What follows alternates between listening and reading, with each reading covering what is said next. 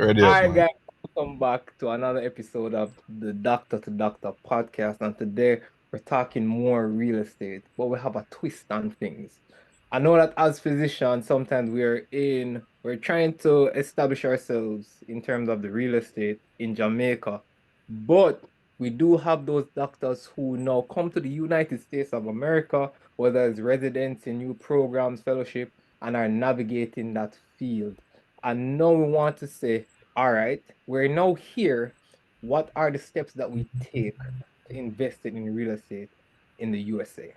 And so had to get a professional, have to get a expert in the area. And so we have no other than Vanwah Maragh. And we thank you so much, sir, for taking time out of your busy schedule, real estate agent and broker. And I know that you have a bank of wealth in terms of knowledge to just share with us today. And we just thank you so much for your time. Yeah, man, Shucks. First of all, thank you for having me on the podcast. Definitely a pleasure to be here, and I look forward to answering all the questions and sharing my knowledge as well. All right, awesome. So we just have to get right into it. Let's dive into it. All right. So based upon your experience in the United States, as well as your knowledge on real estate back home, Jamaica, what are some of the main differences that people can expect? Well, the US is definitely more structured as it relates to like obtaining a loan and Mm, just obtaining a loan to get a home and just the whole process. There are lots of programs in place for first-time home buyers, for doctors, physicians, professionals. A lot of good programs are out there, and the U.S. is definitely more structured as it relates to that, and it's definitely easier to obtain a loan here. mm. Um, as compared to Jamaica, we have to jump through a lot of red tape, a lot more hoops. I know they're trying to change that now, but as it is now, definitely more easier in the states to get a loan. Okay. So we have a lot of our physicians who actually come now to the United States to practice, to build a home, to build family. What would you say? What's just looking at things? What's the first thing that you need to do? I want to buy a house. What's the first thing I need to do to to start my process? Yeah, man. So definitely you want to open a bank account. You want to Makes sense. establish some Makes sense. relationships with some banks. So you can probably, touch more on the this fact. So like, you have banks, you have credit unions, right? Your credit unions typically offer you a little bit more favorable rates as it Mm, relates to, loans, lower interest rates on credit cards. So point being, start a relationship with them. So, if you go into a bank, open a bank account, deposit some money, start a relationship so they know who you are. Secondly, you have to build credit. And I know we're going to dive more into the credit topic because that's probably one of the most important topics. So how you want to do that? As I said, establish a relationship with a bank or credit union, preferably a credit union. They offer you a lot more favorable rates. So I would say try to get like a secured credit card first, right? mm, That's where you get like a low credit limit, like maybe $300, and you pay on it every single month. You pay on time, make sure you make your minimum payments. That's going to help you build your credit. Um, and also, another option you can do to help build your credit is to act as an authorized user for someone who has already established good credit. So, for mm. instance, me and you, Shaks, I've been here a while. You can call me up and say, "Yo, Vanwah, looking to build some credit. I just want to check out your credit profile. Um, can you add me as an authorized user on one of your cards?" You know what I mean? Like, you're not going to get the card, but you just get access to like on-time payment history for a certain period of time. Time is the master. You need to have that time period in order to build your credit as well. So when you're an Right. authorized user, you basically get that time factor transferred over to your profile so you can kind of boost your credit score, right? So Mm, that's critical. So in addition to that, we talk about opening the bank account, building your credit. You have to have some degree of stability with your income, right? So when you okay. go to a lender and you approach a lender for a loan, they're going to want to see that you have had 2 years of employment, right? And you have had consistent income and you're in the same field. Mm, It's all a risk-based stuff, and the income correct. stability and the longevity in your job just kind of shows to the lender that, hey, you're more likely to pay back your loan. You know what I mean? Yeah. So are you saying credit is essentially a reflection of your ability to pay back loans? Mm, Exactly. That's exactly what it is. Yes, it's your relationship with how you manage money, right? mm, And the banks are looking at that because they want to see what it is that they can offer you. So whether it be interest rates, like your higher credit score, the more favorable borrower you're going to be. So they'll give you lower interest rates. You know what I mean? As like an incentive. okay. So you definitely want to do that. Thirdly, you want to start budgeting, right? You're a new professional in the country. You want to budget and make sure you save each month towards building up like a cushion. So whether that be for your down payment, your emergency funds, you want to ensure that you at least allocate a certain percentage of your income to building up your savings for a down payment, right? Right. Um, so those are three things. Another thing too, you want to learn about all the first-time homebuyer programs, right? So this is Right. again where a lot of it kind of differs with Jamaican real estate, right? Over here in the States, when you are a first-time home buyer, the government incentivizes you to purchase, right? So they'll Mm, give you whether it be like $10,000 for the purchase of a single-family home, multifamily, as long as it's your first home, you can get money in the form of grants or mm, like second liens that's attached to your home, but like after you live in your home for a certain amount of time, you don't have to pay back those liens or those loans. you're right. And I've seen them go up to all 20, 25K. You know what I mean? So that in the grand Right. scheme of things, when you're talking about like saving up for a down payment, 20K goes a long way. You know what I mean? I get you. And I've seen people literally come out of pocket for the whole process, maybe $2,000 to buy Ooh. a just by utilizing those first time home buyer grants.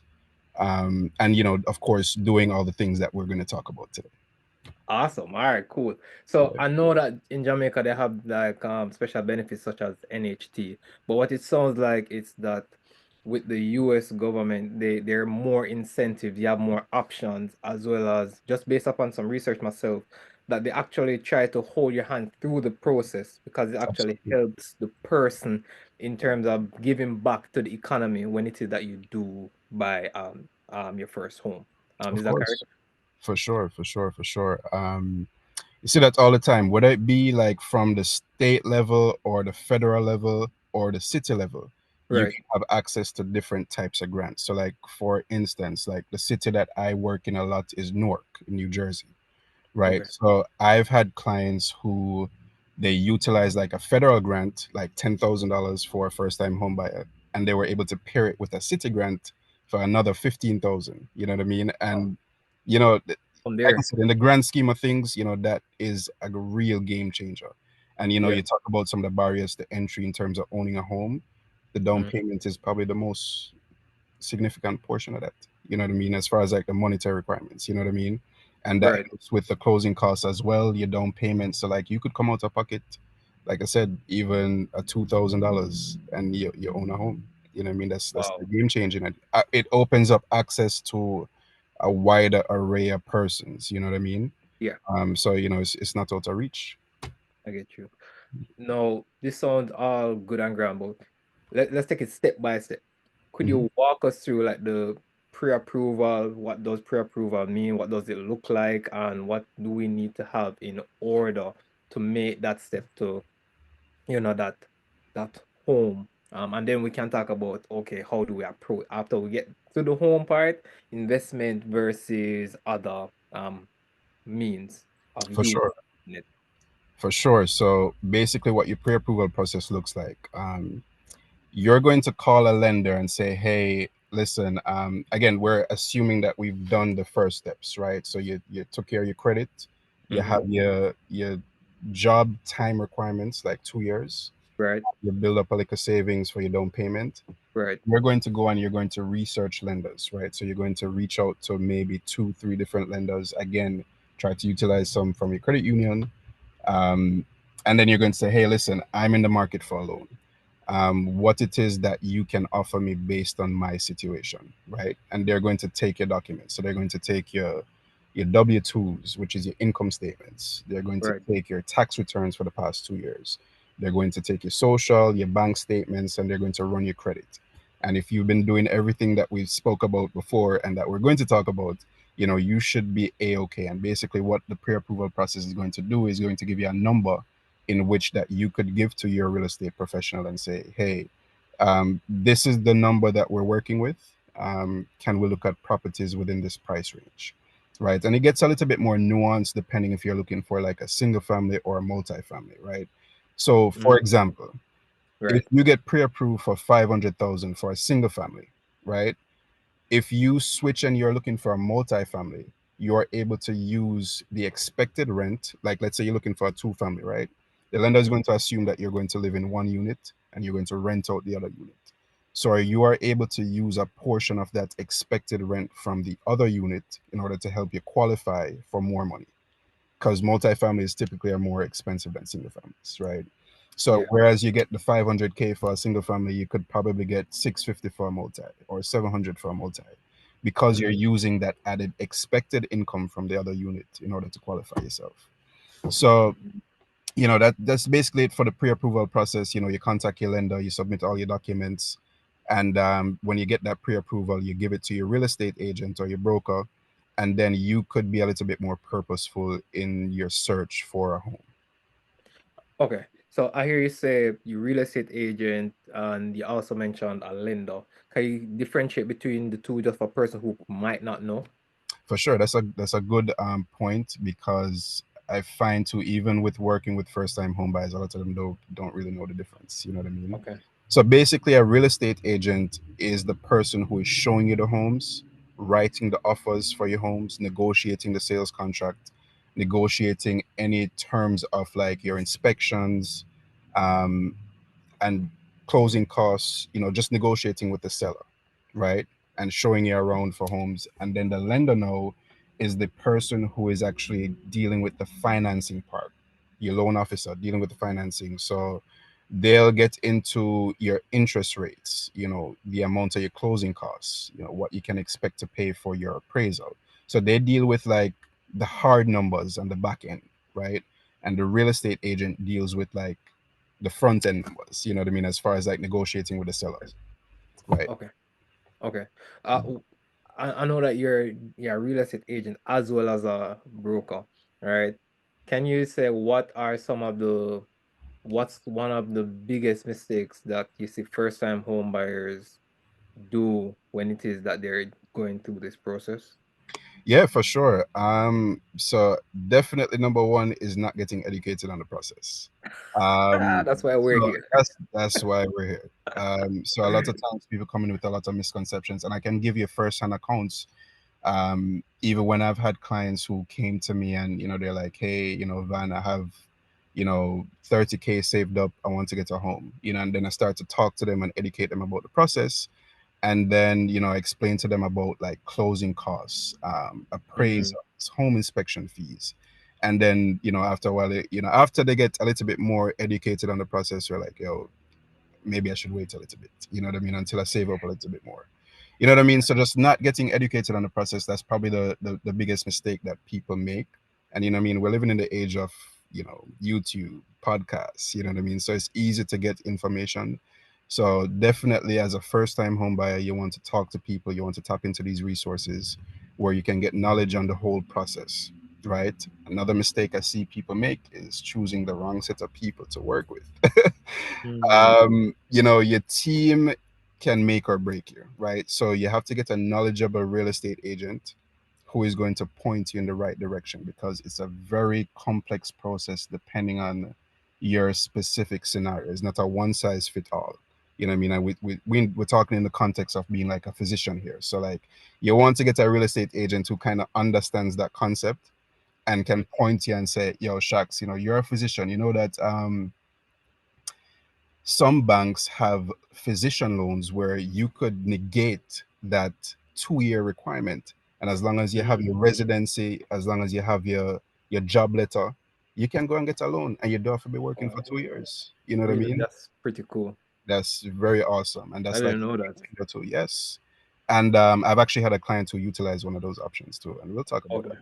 Yeah. So basically, even with the physician loan now, you can have, like I said, no down payment. You can have below market interest rates. You can have no closing costs. as you know, it's basically like the government's thank you to, you know, public sector workers or physicians or police officers or firefighters. You know what I mean? There are certain Mhm. programs that are applicable to your specific situation. You know what I mean? And yeah, that I would say that's it. Okay, that's pretty cool. Um, in regards to no ownership, because I know, like when you're looking at house prices as well, they're very high, right? And Hmm. so, in order to combat this, you need strategy when coming in. So is it that we are going right in and buying our home to live in it? Are we doing the house hack method? And a house hack, for those who aren't aware, is when you live in a home or you purchase a home, live in the home, and you rent out other portions of the home in order to supplement rental income, rent or your mortgage. That's right, yeah?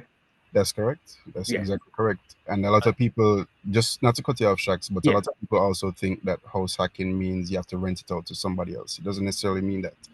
You Okay. could rent out extra space that you have in your garage, right? It's just about Okay. maximizing, just expand on that definition, just maximizing the income potential of your home. You know what I mean? Whether Right. it be to renting out a room to somebody or renting out an apartment or renting out like just garage space for storage. You know what I mean? Just maximizing that income. That's hacking.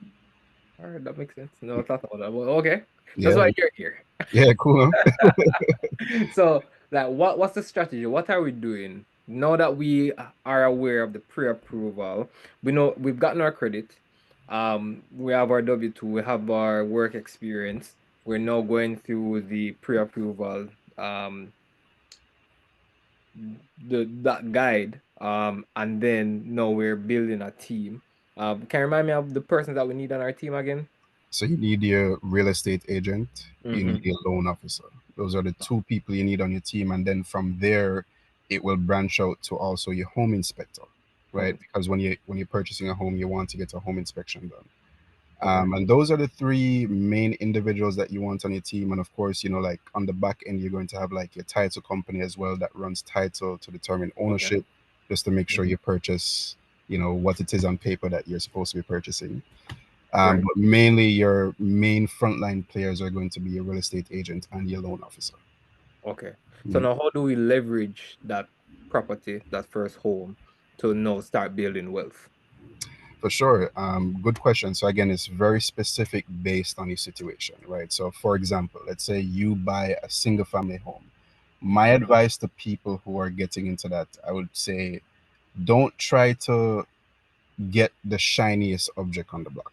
You know what I mean? So like, yes, we all want the granite countertops, we all want the chandeliers, you know, the recess lights, all of that. My advice would be if it is livable, just get it.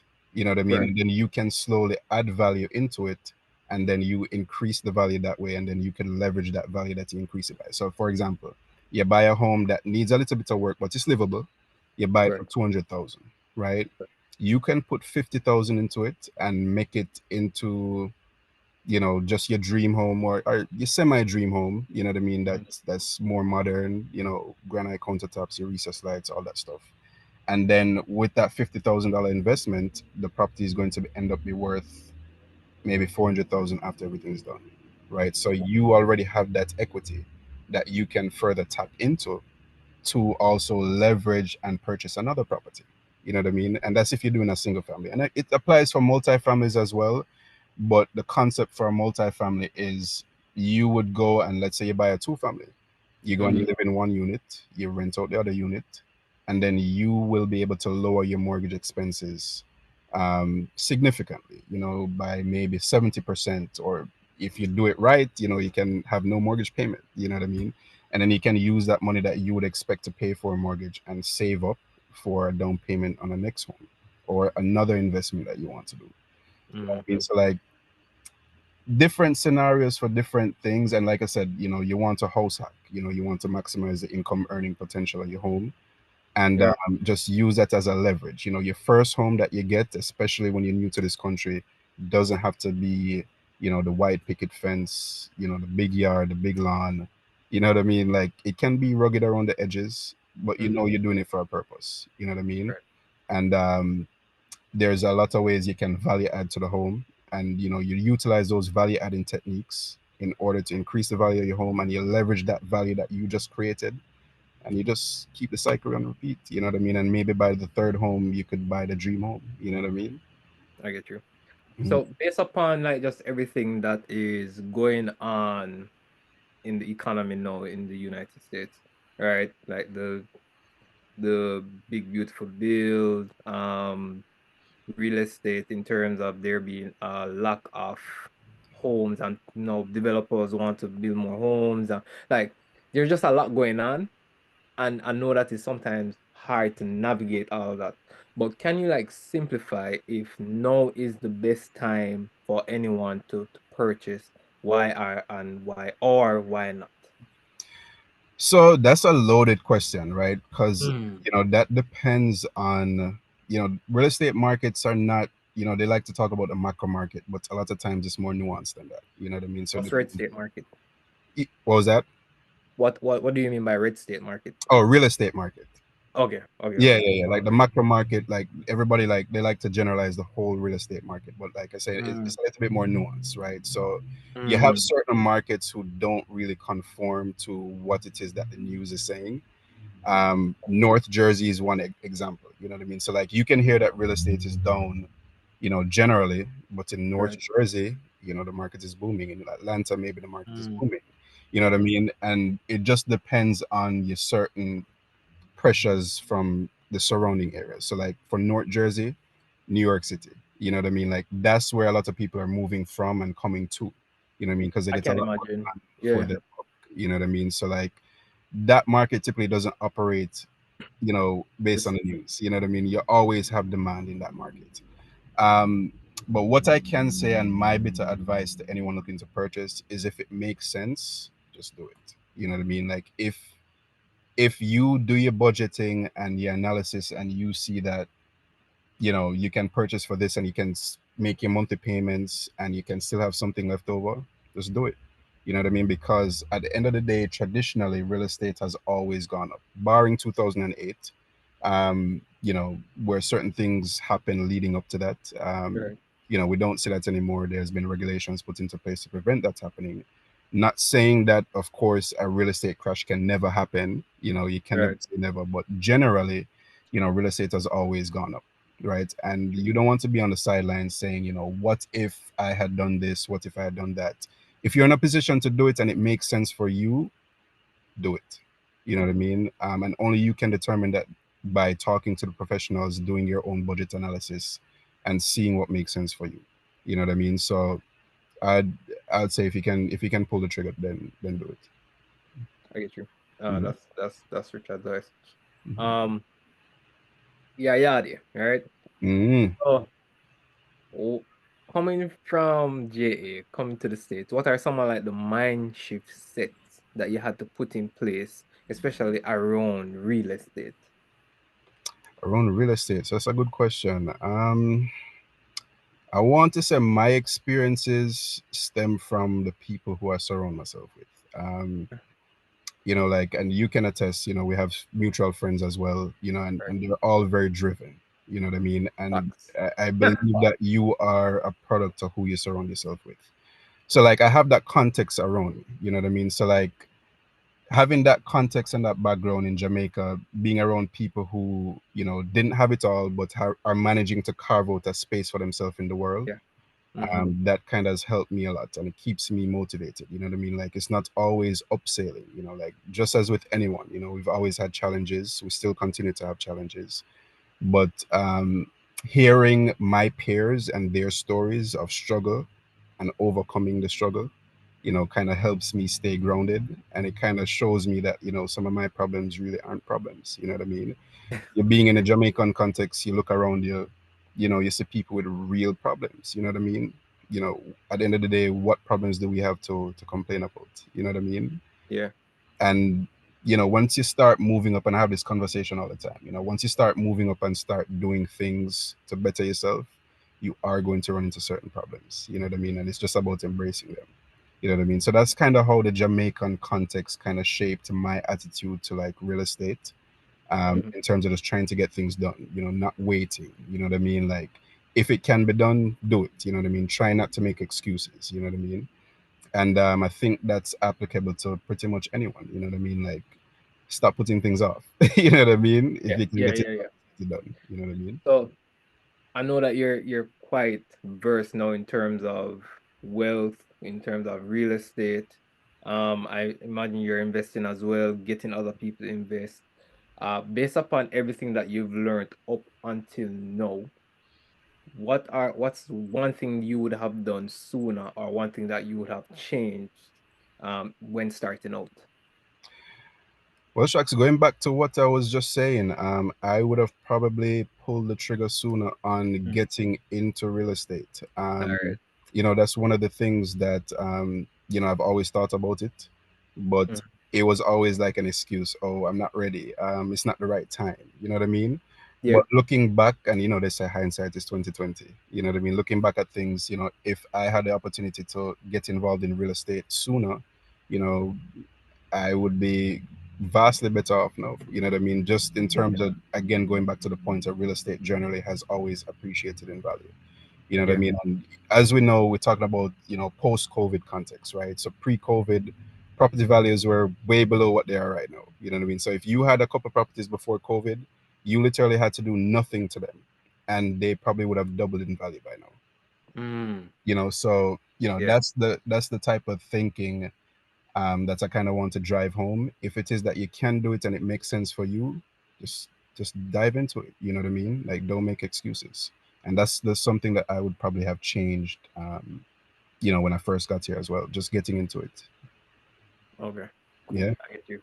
I get the last thing I want to mention, because I always try to motivate my audience with real story. Like, do you have any encounter worth mentioning where person have saying, "Wow, I'm really scared of getting into it," but you've walked them through the process and now they are like, "Wow, when is the next one?"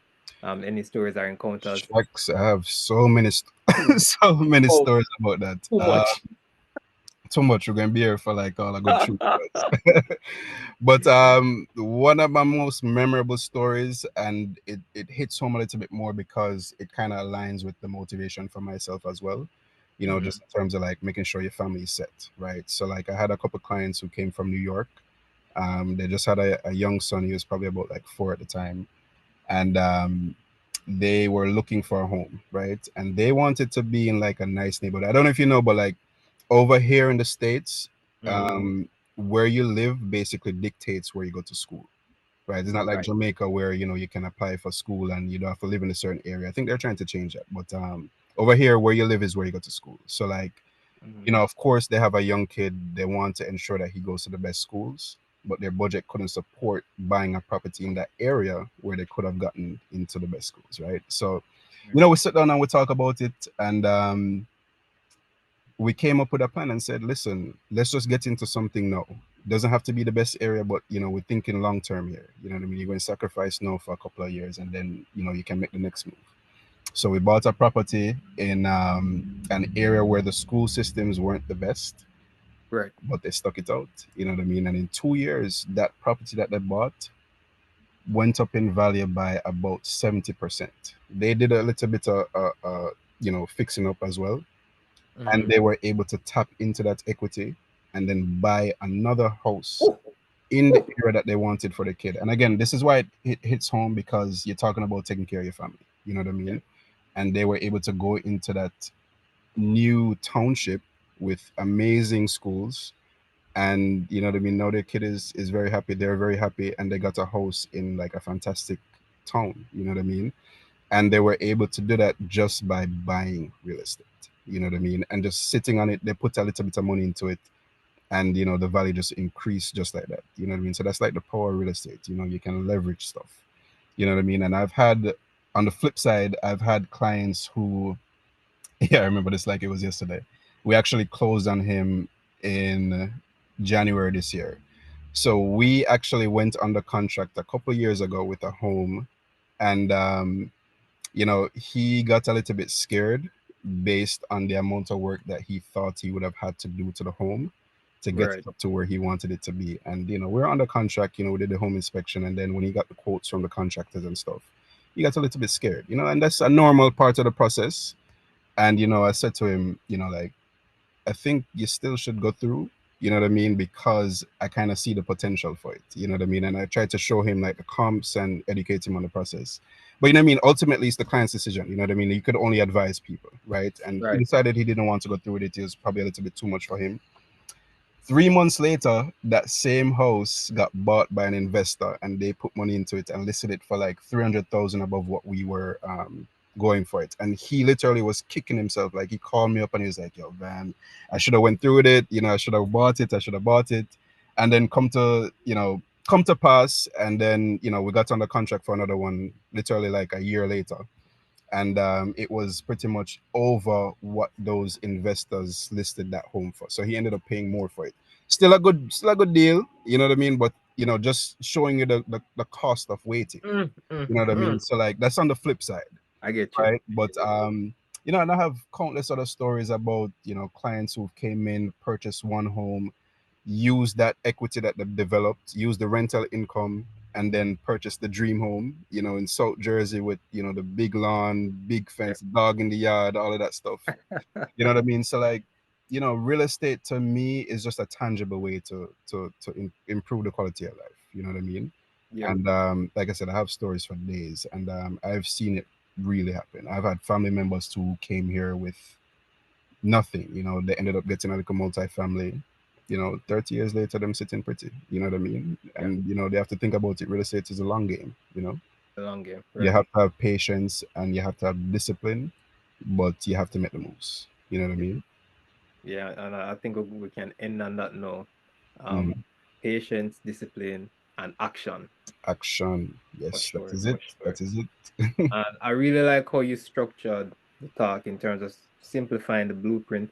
And I definitely will have another discussion with you in terms of more strategy in terms of how do we analyze deals? What do we need to do? How do we get into knowing the areas that have these opportunities? Do I now purchase property where I am situated, or do I do out of state investment? So Absolutely. Absolutely. I definitely love, and I know you guys would definitely love to know more. So we'll definitely go bring Vanwah back and just chat it up. All right. That is it. That is Yeah, it. man. So, yo, Vanwah, thank you so much. And thank you guys for joining. Remember to like, subscribe, and tell us in the comments what more do you want? Did we hit the nail on the head? Do you want to know more strategy? Let us know so that we can provide it for you because we are just dedicated to helping you along your journey of financial freedom and building wealth and legacy for your family and for generations. Thank you and blessings. Well said.